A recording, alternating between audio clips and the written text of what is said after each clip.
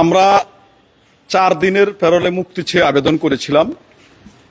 তো জেলা প্রশাসক মহোদয় আমাদেরকে 12 ঘন্টার আবেদন মঞ্জুর করেন, প্যারোলে মুক্তির আবেদন মঞ্জুর করেন।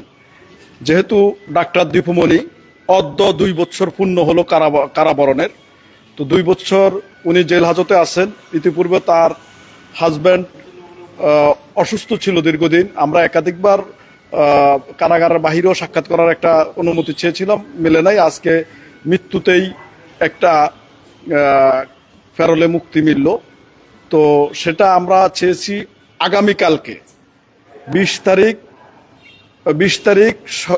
তারিখের জন্যই চেয়েছি। যখন চূড়ান্ত হলো 12 ঘন্টা, তখন আমরা সেই 12 ঘন্টাটা 20 তারিখ সকাল 6টা থেকে এবং সন্ধ্যা 6টা পর্যন্তই সেটা মঞ্জুর হয়েছে।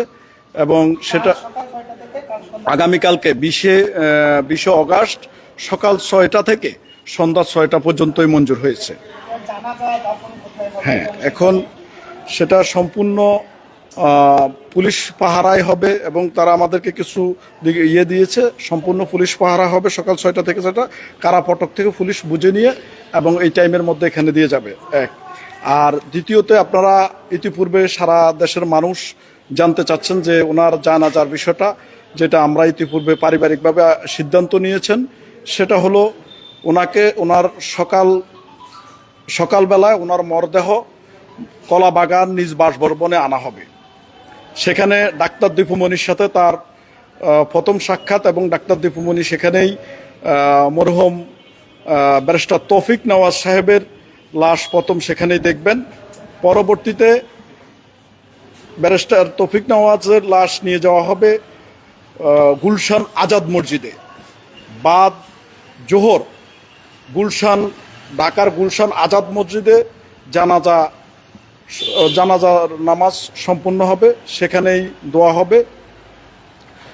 জানাজার নামাজ এবং দোয়া শেষে পরবর্তীতে বনানী কবরস্থানে তাকে দাফন করা হবে।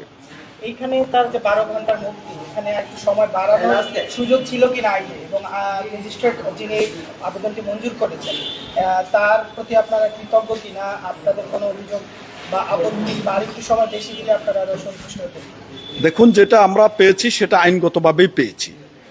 কারণ প্রিজন যে আইন কারাবিধি আছে 1894 সালে, সেখানে 12 ঘন্টার একটা বিধি আছে। সেটা শুধু জেলা ম্যাজিস্ট্রেটের ইখতিয়ার আছে, তিনি দিনের আলোতে 12 ঘন্টা মুক্তি দিতে পারেন। আমরা সেইটুকু পেয়েছি।